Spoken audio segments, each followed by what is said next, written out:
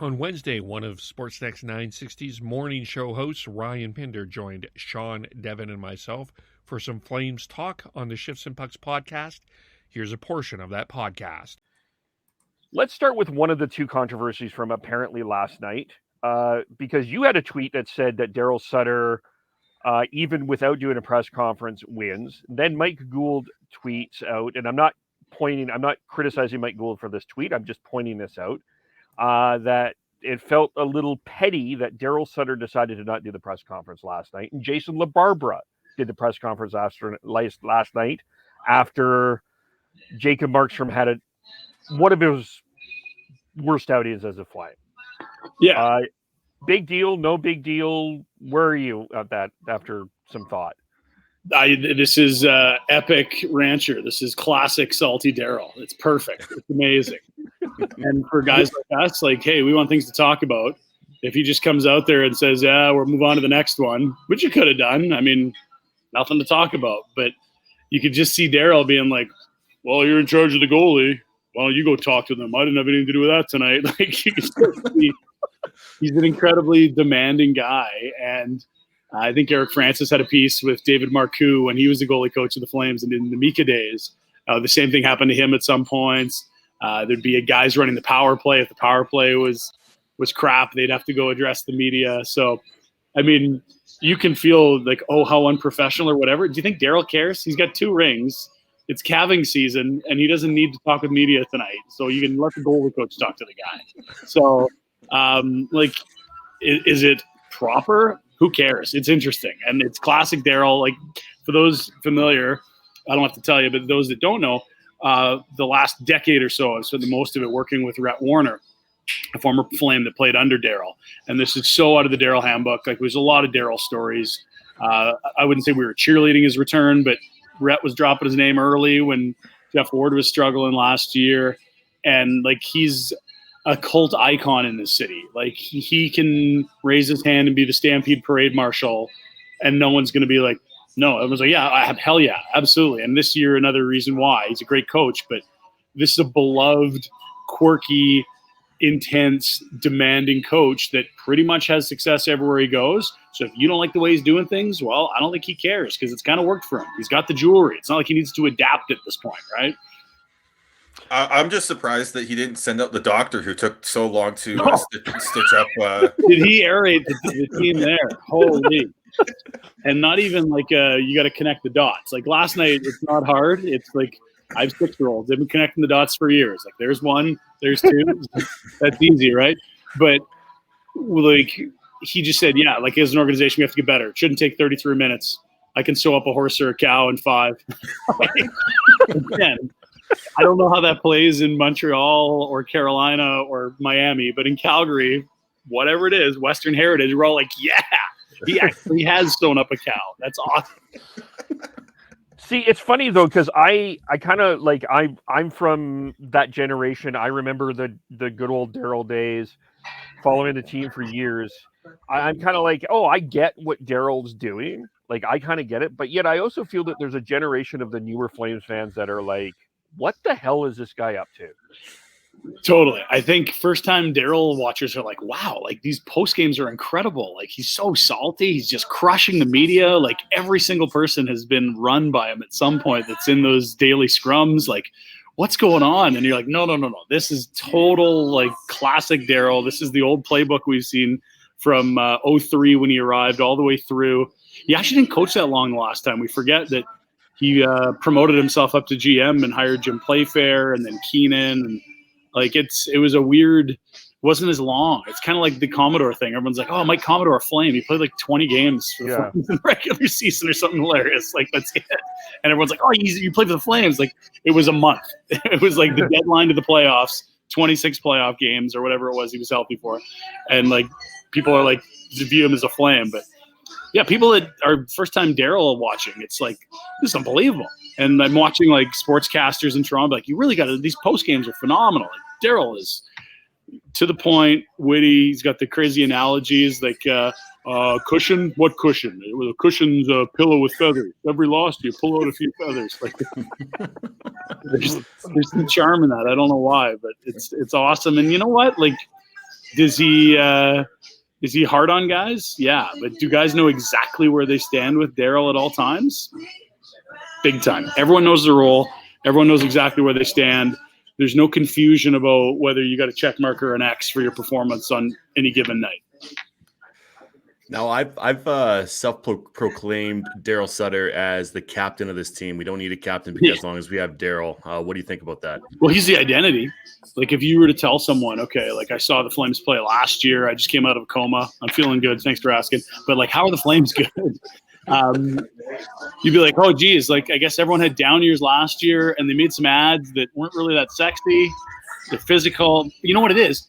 They look like a Daryl Sutter hockey team. I mean, that's how you would describe it. So their identity is completely what you'd close your eyes and expect a Daryl team to play like. They don't have a captain. Do they need one? Like Gudbranson could wear a letter. Lindholm could wear a letter. Tanev could wear a letter. Markstrom's one of the more competitive, intense leader-type goalies, as much as you'd hate to put a letter on a goalie. Didn't go well for Luongo and Vancouver at the end, I guess. But, like, the captain, sure, whatever. That's the identity of the team. And, like, I think it's a landslide for the Jack Adams. I don't think there's anyone close. I think, like, you look at New York, that's a surprising season. The goalie's probably going to win the Vezina. He's in the Hart conversation. Like, okay, Florida, good job, Andrew Burnett. You came in a weird spot, but you inherited a team we all thought was probably going to win a division or finish second in the division, and that's what's going to happen. Jared Bednar, we thought you guys were cut favorites in the offseason, and you look like it.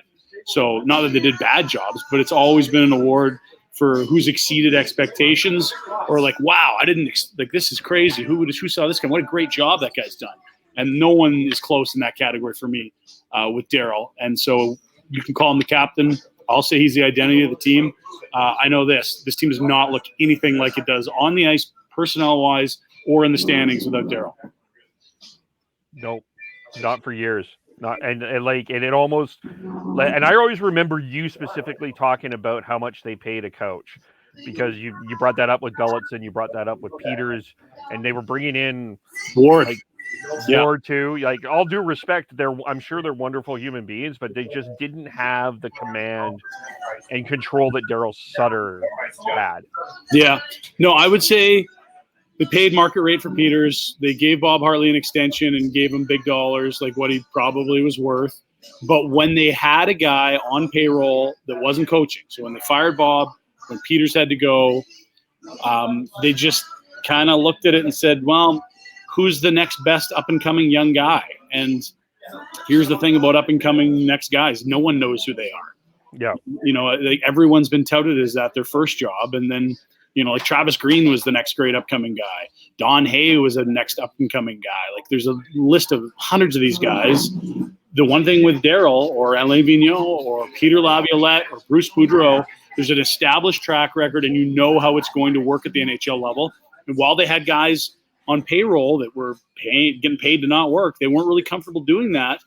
And I don't think Treliving wanted to go get Jeff Ward after he interimed after Peters left, which made sense, did a decent job. They fall to Dallas in the bubble, and you're like, okay, his intern thing is up. Interim. You can bring him back into the system, maybe. You could hire him as the head coach, or you can find someone better. And there was a lot of candidates better. They went with Ward. It looked cheap. And I got it because Peters is on payroll. You know, Ward did an okay job. But they passed on some Hall of Fame coaches, including Daryl. And finally, whatever reason, I think probably because the owner's got a relationship with him, this time it happened. And he clearly had an influence on player personnel in the offseason. Gudbranson, Richardson, Richie came in before he got there, but he's thrived under Richie. Richie, you remember, played with, I think, Monahan and Gaudreau after he came in like a year. But the roster was made in the mold of a Daryl hockey team. So, yeah, like I give the team credit. They didn't go cheap with Daryl. He commanded big dollars in LA after those cups. He got paid politely to not coach in LA for a few years and was apparently taking a lot of notes in Anaheim on Eric Gudbranson. And I think he's probably getting paid for what he is, which is a top 12 winningest coach of all time in the league. Yeah. 1 year left too. So there you go. Yeah. Go ahead, guys. If you had, I don't want to be dominating. I would just say that it is leadership. You need leadership to trickle down from the top, and whether that is GM or coach or whatever they had before Daryl just wasn't right. Even if you had a really good player and captain in Giordano, for whatever reason it didn't work, and yeah, bringing in some old school in Daryl seems to have worked, and it may not have worked right off the bat. They didn't get the standard new coach bump last season, but I think him setting the tone and setting the expectations at the end of the season and going into this season has just absolutely paid off. There's no question. And look, if it's not Daryl, it's somebody else. They don't get Goodbranson, Zadorov, Richardson, and Coleman. I think the GM really liked and probably would have done anyway.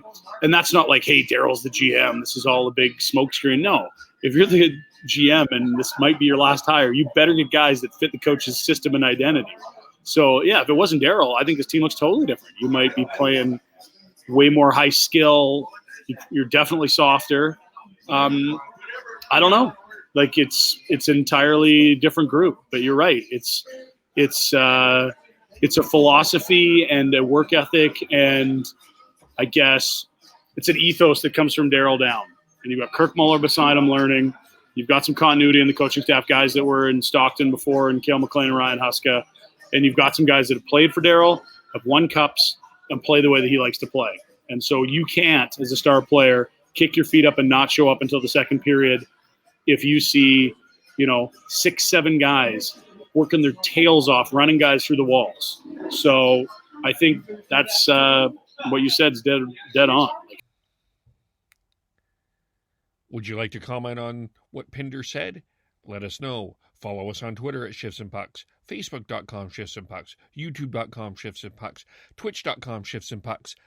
Subscribe to wherever you get your audio, as well as on the Area 51 Sports Network.